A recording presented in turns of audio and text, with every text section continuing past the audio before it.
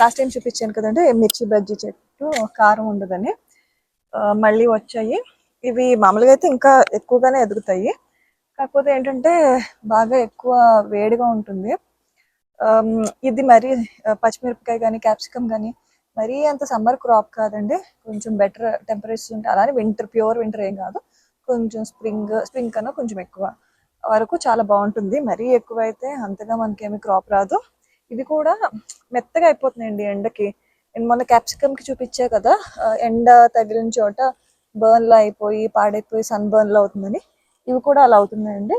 ఇది ఈ కాయ చూస్తే ఇక్కడ డ్యామేజ్ అయింది, అలా అవుతున్నాయి. సో ఇంకా ఉంచినా అంతగా ఎదగమేమో అనిపిస్తుంది, మెత్తగా అయిపోతున్నాయి ఎండకి. సో అందుకని చెప్పి కోసేద్దామని చూస్తున్నాం. చిన్న చెట్టే 2 సంవత్సరాలు అయింది, 2 సంవత్సరాల నుంచి కూడా బాగా కాస్తుంది, వస్తుందన్నమాట. సో ఇప్పుడు ఇది హార్వెస్ట్ చేస్తున్నాం. చేద్దామా చిన్న?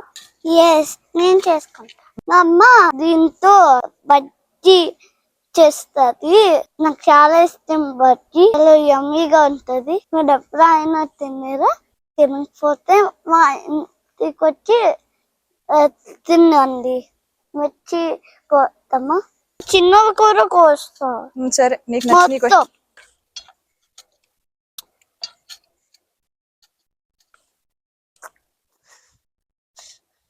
ఇవి కారం ఉండవు కాబట్టి మనం క్యాప్సికమ్ లో కూడా వాడుకోవచ్చండి. మనం క్యాప్సికమ్ ఏంటిది పన్నీర్ క్యాప్సికమ్ అలా చేసుకుంటాం కదా, లేకపోతే ఫ్రైడ్ రైస్ లో క్యాప్సికమ్ వేసుకుంటాం కదా, ఆ ప్లేస్ లో వేసుకోవచ్చు. పన్నీర్ క్యాప్సికమ్ కూరలో వేసుకోవచ్చు. కొంచెం మంది క్యాప్సికమ్ లో స్టఫ్ చేసి గుత్తొంకాయలాగా చిన్న చిన్న క్యాప్సికమ్ తో, మనం బెంగళూరు క్యాప్సికమ్ అంటాం కదా, చిన్న సైజు వాటితో స్టఫ్ చేసి చేస్తారు కదా గుత్తు క్యాప్సికమ్, అలా వీటిలో స్టఫ్ చేసి చేసుకోవచ్చు. ఇవన్నీ ఒక్క ఫ్యామిలీకి చెందినవి కాబట్టి కారం కూడా ఉండదు కాబట్టి అలా మనం కూరలో కూడా చేయొచ్చు అన్నమాట. నేను సాలెడ్స్లో కూడా వేస్తున్నాను, సో అలా కూడా బాగుంటుంది. క్యాప్సికమ్ ప్లేస్లో కూడా ఇది యూస్ చేశాను, అలా కూడా బాగుంటుంది. సో మీ దగ్గర ఉంటే, ఎక్కువ ఉంటే చాలా ఎక్కువ వచ్చేస్తాయి కాబట్టి అలా కూడా ట్రై చేయండి. చిన్న కూర ఇంత మచ్చి ఉన్నాయి చిల్లీస్. ఇవి బజ్జీ చైనా తింటావా? ఇన్ని వచ్చాయండి, ఇవి కొంచెం ఎక్కువే మాకు బజ్జీలకి. సో ఎవరికైనా ఇవ్వడమో లేకపోతే వేరే వాటికి వాడడమో చేయాలి.